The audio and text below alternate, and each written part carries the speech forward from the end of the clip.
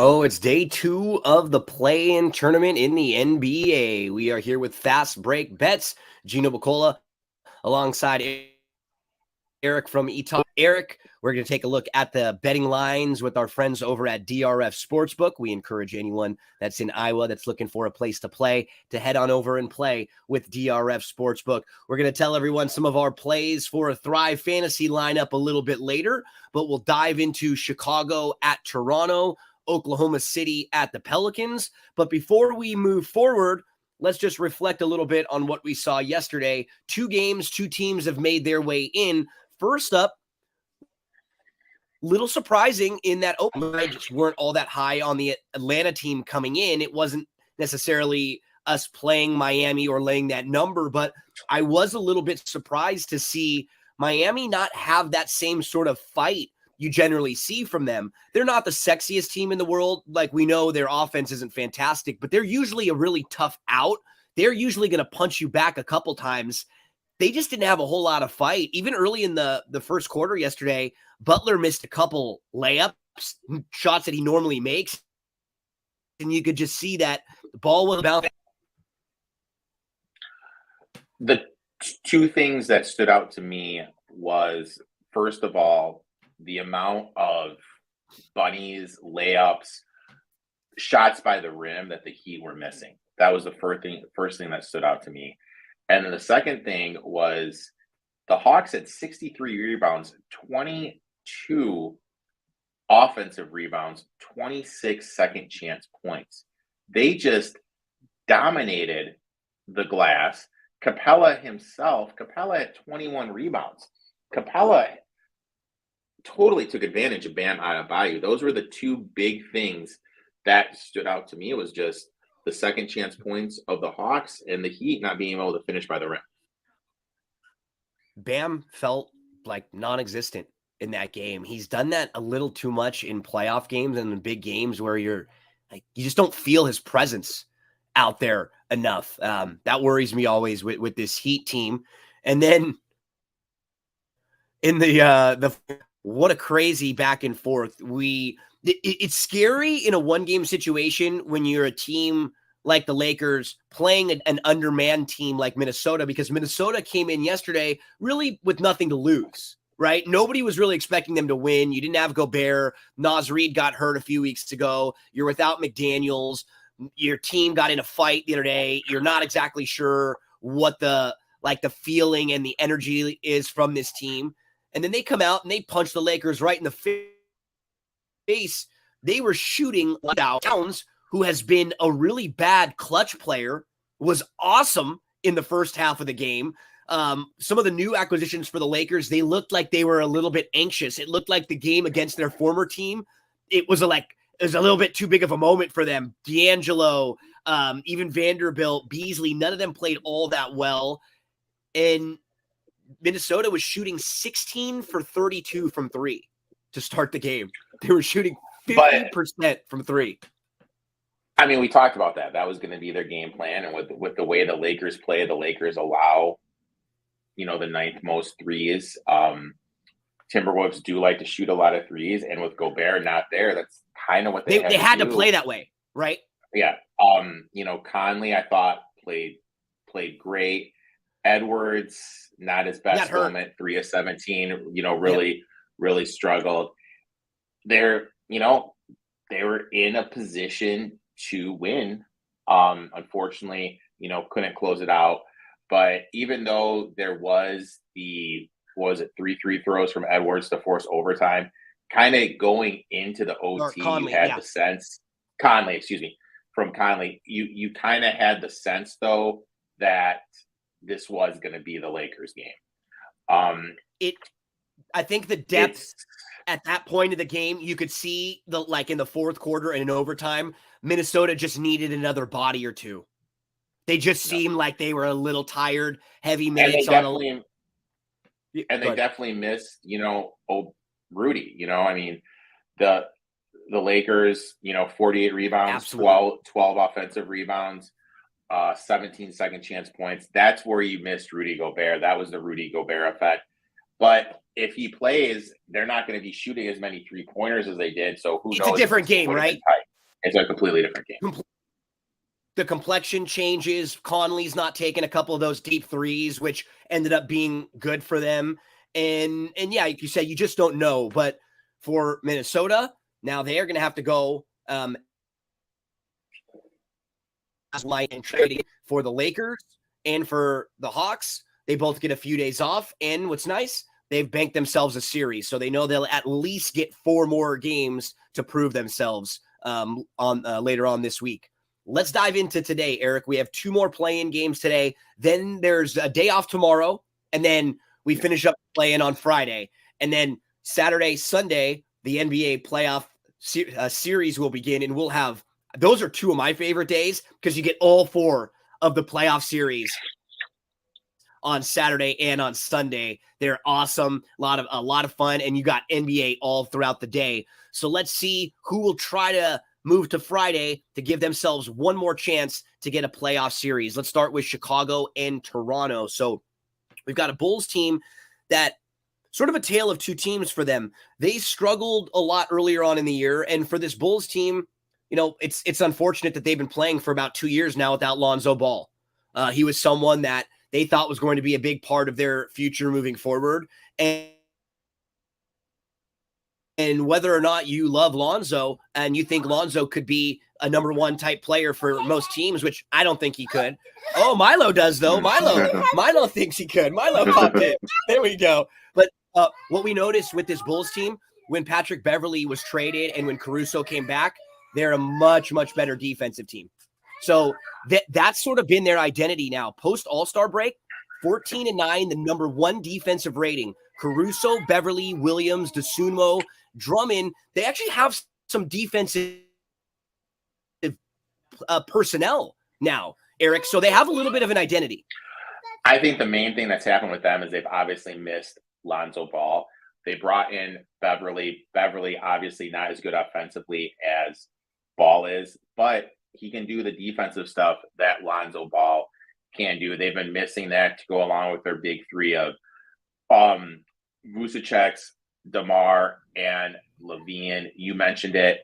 They have been the best defense since the All-Star break.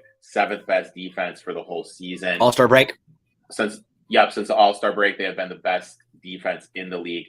For the whole season, they've been the 7th best All-Star, 7th best defense. Raptors, since the All-Star break, have been the 5th best defensive unit. I played the first half under. I got it early off of openers at 107.5. It's currently on DRF at 103.5. I still like the under of 103.5. Bulls 62% to the under on the road this season. So, and the Raptors, they play at a slower pace. They're another elite defensive team. I think this is going to be another one of these grime it out defensive battles that we saw. First half unders are 2-0 to start the play-in. I think that trend continues. I would play this all the way down to 102.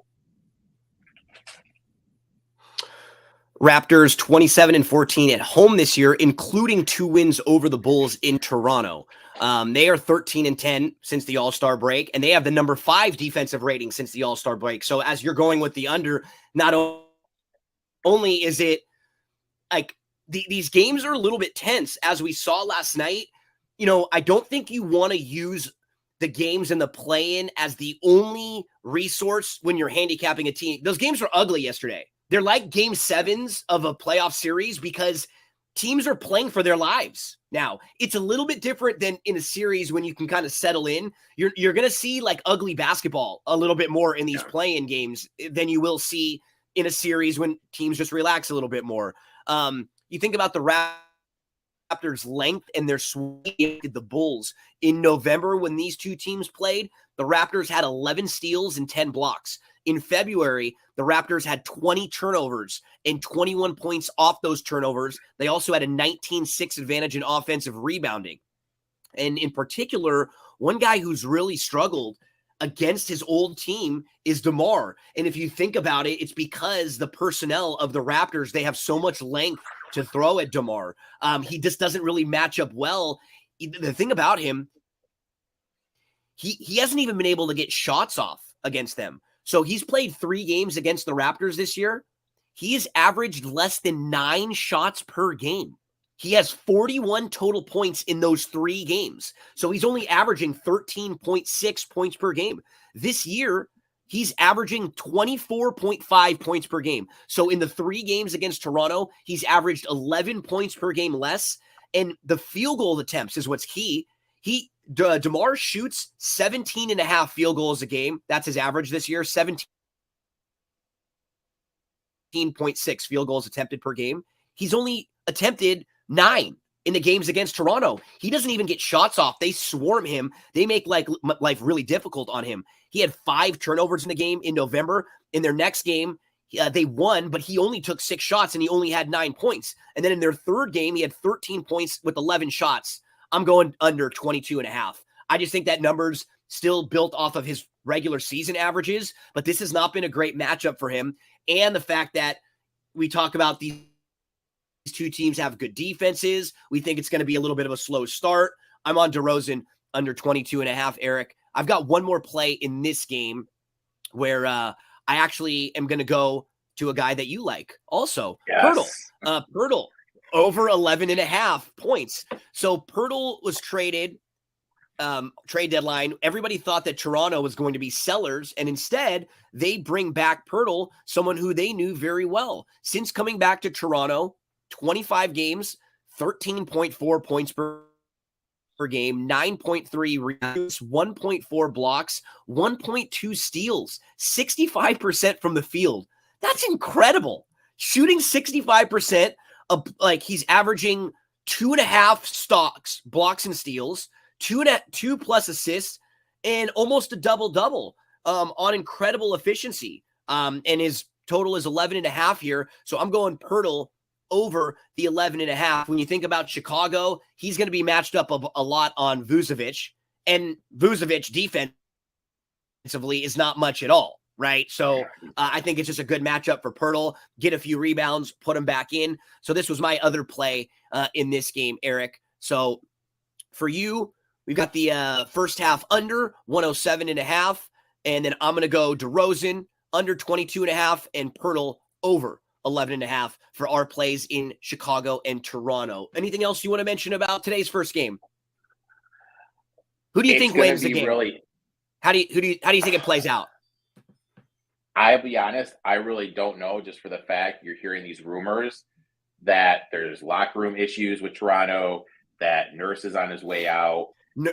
Yes. I'm going to be able to tell within the first 5 minutes if the Raptors come out and they're playing for that playoff check and they have a lot of effort on defense. I think they're going to win the game. But if they come out and it seems like they're just kind of going through the motions on defense, then I'm going to live bet the Bulls. But the Bulls have been so inconsistent this year, you can't trust them. So if I had to pick a winner, I'd pick the Raptors. Yeah, and I wouldn't lay the number. I would probably lean Raptors, but a couple things to mention about the Bulls before we move along. They were 7-14 this year in games decided by 5 points. So in games that are considered like close games, 7-14. That's a little unlucky. You're usually going to accidentally win just a couple more of those games. They were 3-4 in overtime. They had 3 losses at the buzzer this year. 3 games where they had a buzzer beater loss, and then there were 3 more losses and said, we screwed the Bulls on a bad call. When the NBA, the referees do that, like the 2-minute report. So you could add up 14 games that they lost in a game decided by 5 points. 4 games they lost in overtime. 3 that they lost with the buzzer beater. 3 more where the NBA said, crap, we had a bad call that cost them the game. It's a lot of games that could have gone the other way for you in 1 year. So maybe they get a little bit lucky here. Erik and I don't really have any plays on either side. A couple props, and Erik's going to play the first half there as we move along. And we talk about the 9 and the 10 seeds in the West. So now the winner of the Bulls and the Raptors, they will face the Heat on Friday. The winner of our final game, Oklahoma City and the Pelicans, they'll face the Timberwolves, who dropped down after losing to the Lakers. And the Timberwolves should have Rudy Gobert back for that game on Friday. I believe it was just a 1-game suspension. But for Oklahoma City and New Orleans, Erik, overall, we can just sort of start right at the top in the most simple sense, because you and I are both on the Oklahoma City Thunder side at plus 5.5 in here. So the Pelicans, they've won 3 of 4 against Oklahoma City this year. Some of the big matchups, you'll expect to see a big game from Brandon Ingram, but he will have Lou Dort and the torture chamber on him. BI did score 34 points, though, on February 13th for the Pelicans against Oklahoma City, matching up with Dort in a game with no Zion and no CJ McCollum. BI's averaged 29 points over his last 10 games. You have McCollum, who's been in a lot of big games. But I wonder for them, Zion said some weird stuff today. Like, I'm going to play. I'm healthy, but I'm going to play when I feel like Zion, which it just kind of came out weird. Like, we understand what he means in that, yeah, when you have a lot of injuries, you're going to have to deal with the mental part of it too, right? When you go out there and you're going to have to cut, if you're not ready to cut, you can't do it. But the way he said it didn't come like it sounded sort of bad. But I wonder for them, you know, they had a big chance to win a game the other day. There was an outside chance that they could have gotten all the way up to the 6. Like, if the Clippers would have lost that game and the Pelicans would have won, they would have maybe not even needed to be in the play-in. And then they blew the game against Minnesota. When Minnesota gets in a fight on their sideline, they're up by double digits. Minnesota loses Gobert, loses McDaniels. Pelicans blow that game. I wonder what their mental state is going to be like in this game, right? Are they disappointed to be here, Erik? Or, you know, they're pros. They don't think about that. But, you know, that was a bad Sunday for them to fall all the way down here and now have to try to win 2 in a row. I feel like this New Orleans team, they were the number 1 seed around Christmas time, and they have fallen quite a bit. I just get a completely different feel for Oklahoma City. For Oklahoma City, this is a team who's really excited to be here. This is going to be a big moment for them. Shai Gilgeous-Alexander has the most 30-point games in the league this year. 45 times he has scored 30 points or more. More than Embiid, more than Jokic, more than Giannis, more than Luka Doncic. It was Shai Gilgeous-Alexander leading the league in 30-point games. And he only played 68 games this year. He shot 51% from the field in 4 games against the Pelicans. He shot 33. He made 33.5 points per game, 8 rebounds, 4+ assists, 2+ steals. Erik, talk to us about why you like the Thunder in this match. Well, first of all, you're looking at the Thunder. Thunder, 59% ATS on the road, 4th best team as a road dog in the whole league. I think the big matchup is how Gilgeous-Alexander is going to be able to attack the rim. The Pelicans really struggle at defending the rim. I think he's going to be able to get to the rim, and they're going to be running a lot of pick and rolls. And with the pick and roll, JV Valanciunas does the drop coverage. Shai Gilgeous-Alexander is going to have like a lot of mid-range jump shot opportunities. I think Gilgeous-Alexander is going to go off. I think he's going to be able to finish at the rim. I think he's going to be able to hit some of the mid-range jumpers because of the drop coverage.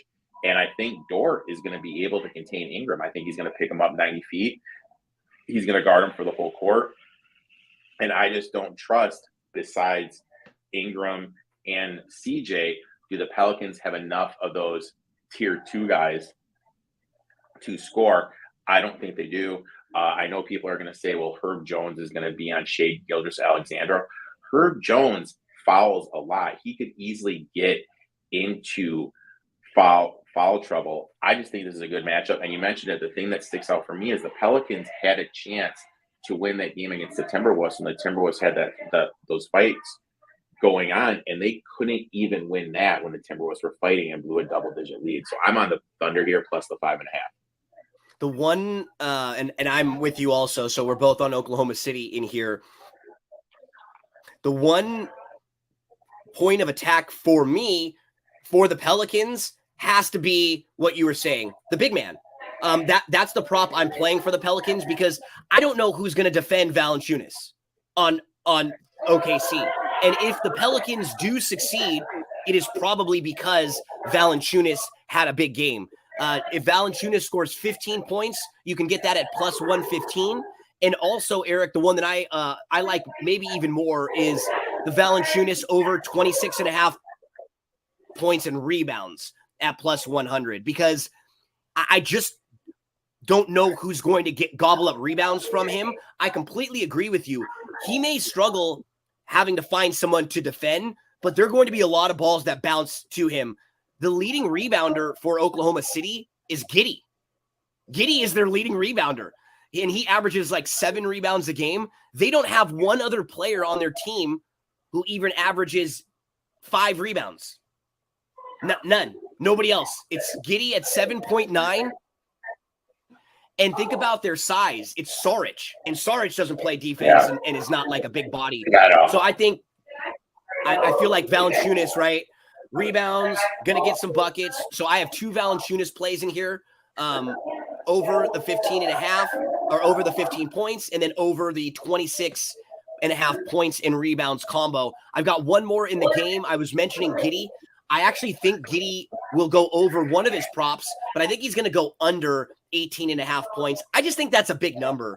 For him, a guy who averaged a little less than that on the year, as we're talking about in these games where I think things are going to slow down. This is going to be the biggest pressure game he's ever played in. You're a little tentative to start. So I'm going to go Giddey, Erik, under the 18.5 points for my final play there. I like that one a lot. My last play, going back to the well, played the under 117.5 for the first half. Pelicans actually were the second best team to the under for the whole entire season. They really do play at a slow pace. I expect a defensive effort. And like I say, this isn't a Monday in Orlando. These teams are really going to be turned up. There's a lot of pressure, game 7 type pressure. So I did bet the under 117.5 as well. Okay, so there's a look at today's 2 games. We both like Oklahoma City in the final game, plus the points. Not a real strong opinion winning or losing in that first game with Toronto and Chicago, but some plays along the way. If you're looking for some more action on this Wednesday, let's check out our friends over at Thrive Fantasy and see what they have on the menu, Erik. So at Thrive Fantasy, it's a daily fantasy site where you can download the app, and they give you a ton of different options if you're interested in playing fantasy contests. So we're looking right now at the Thrive Fantasy website, thrivefantasy.com, and this is the contest prop lobby for today. Basketball, baseball, hockey, all different games you can play. And the biggest contests are the featured ones right up top. So today's featured contest in the NBA, Erik, is a $20 contest. Only costs you $20 to enter. There's $2,000 in prizes. And what's nice is this isn't like some of the sites that we play on where, you play in contests that have thousands or hundreds of thousands of entries. There's only 115 entries in here. So, you feel like you've got a legitimate chance to win these contests, to make some money. And what's nice, not only is it playing into a smaller group, but they also pay out all the way down to the top 26. So if you finish 26th, you're going to still make $5 in this game. If you win, you're going to win 400. And if you finish anywhere in the top 7, you get $100. So I like the payouts. I like the format. Only a $20 entry. This is something where you can play in these contests every day in these very affordable contests. So when we play our contest, we're going to be building around props. They'll tell you what you need to do. Pick 10 of the 20 options. Now, remember, when you go to Thrive Fantasy, when you use and you make a deposit, use our promo code GINO, G-I-N-O, and it'll give you up to $250 on a deposit match bonus. So, Erik, who are a couple of the prop plays you were looking for today? If anyone's building a Thrive Fantasy lineup out there, what do you think a prop or 2 they should use? The first one, I'm going to go Zach LaVine under 31.5 points in rebounds. He's only gone over this in 2 of his last 5 games, 4 games to close the season. In 19 career games versus the Raptors, he's only gone over this combined total twice. That's a lot of rebounds. I don't think he's going to get a lot of rebounds. And the metrics say the Raptors are good defensively. You know, I do expect them to play for that playoff check. I do expect them to tend to fight. I think this is going to be a grime it out, old school type playoff type basketball game. So I don't think he's going to get that many points. I don't think he's going to get many rebounds. So I'm going to play the under 31.5 points and rebounds. Under 31.5 points and rebounds for one of Erik's. Erik, for me, I'm going to go a little farther down, talk about a gentleman we were just speaking of a moment ago, Josh Giddey. So his assist total is 5.5. Now, what I like is you can tell by the way that the points are distributed that they basically have it as 5.5 at even money. If you go over, it's 100 points. If you go under, it's 100 points. Every one of these props is based out of 200 points. So you can get an idea of how they tilt the line based on, you know, how many points they lean for the over and lean for the under. So if you're looking at Josh Giddey's assist line, it's actually minus 140 for the over. So to me, I would think that this line should probably be like over 80 instead. And I feel like I'm getting some extra points in here. Let's build in the fact that Josh Giddey over the last 21 games is averaging 7.1 assists per game. And on the season, he averaged 6.2 assists per game. So again, Erik, sometimes this is like betting a number or early in the week and knowing that you got the right side of the number. I think that's how I look at these contests a lot of the times, because remember, these contests get put together a day or two in advance. So sometimes the numbers move and the lines move. You just kind of want to see if you can get on the right side of every line. And on this case with Giddey, I'm on the right side. So my first of my two plays for Thrive today is going to be Giddey 5.5 total assists. I've got one more, Erik. How about for you? Yeah, I got one more too. I'm going BI, Brandon Ingram, under 31.5 points. That's a big number. We talked about it. That's a huge number. Dort's going to be picking him up 90 feet. I know from what I've heard, the Thunder are going to make the other guys, Herb Jones, Murphy, CJ, JV, beat him. They're not going to let BI get hot. Also, you just look, since 2019, when he joined the Pelicans, he's only gone over this total twice against the Thunder. So I'm going to take BI, Brandon Ingram, under 31.5 points. Love me some BI, man. Good old BI. But not today for Erik and I. BI, he gets to that spot, but that's a huge number. When you start seeing 30s like in the playoffs, I mean, that's a lot of points to get to. The other one for me, Erik, is right next to you. And I'll go right back to Valanciunas, who I mentioned. I mean, I like Valanciunas in this spot because there's just not a lot of size on Oklahoma City. Their team, Valanciunas, averages about 10.2 rebounds per game. But in this particular game, like we said, he's going to be playing a team that's severely undersized, and their leading rebounder is Josh Giddey. I think Valanciunas can get 12, 15 rebounds in here. So I'm going over the 10.5 total rebounds for Valanciunas. Today's contest will start with the NBA games at 4 o'clock p.m. Pacific time, 7 o'clock p.m. Eastern time. So make sure to get your entries in. $20 entry. When you deposit, use the promo code GINO. We'll also have direct links that we'll share so you can click right from that link and right to Thrive Fantasy. And Erik and I will be taking a look at a lot more Thrive Fantasy contest. We'll have some individual shows where we go through an entire lineup and build a lineup for you and give you some of our reasoning. So, Erik, good luck to you today. We'll have a little calm before the storm tomorrow. We'll have a day off. Then on Friday, we'll bounce back with 2 more play-in games. And then Saturday and Sunday, the playoffs start. 4 games Saturday, 4 games Sunday. It was a nice way to start the playoff season last night. We had a couple nice winners, couple Thrive winners. So good way to get the ball rolling. And for you, normal podcast, everything else coming out this week, give anybody else out your plugs and let us know how we can follow you. My live stream, the eTalk 21 Sports Show, was out last night. You gave out a bet for Keelan, and we talked a little bit more in depth about some NBA futures. And these games. And then my podcast will talk some NASCAR, some USFL, XFL, and UFC comes out on Friday. UFC, they also have UFC games on Thrive Fantasy. They have games for everything you could possibly imagine. If you want to play parlays, they have parlays you can get involved in. ThriveFantasy.com. Use that promo code GINO. Book, and we'll be back here with you on Friday to talk more NBA. Good luck tonight in all your NBA plays.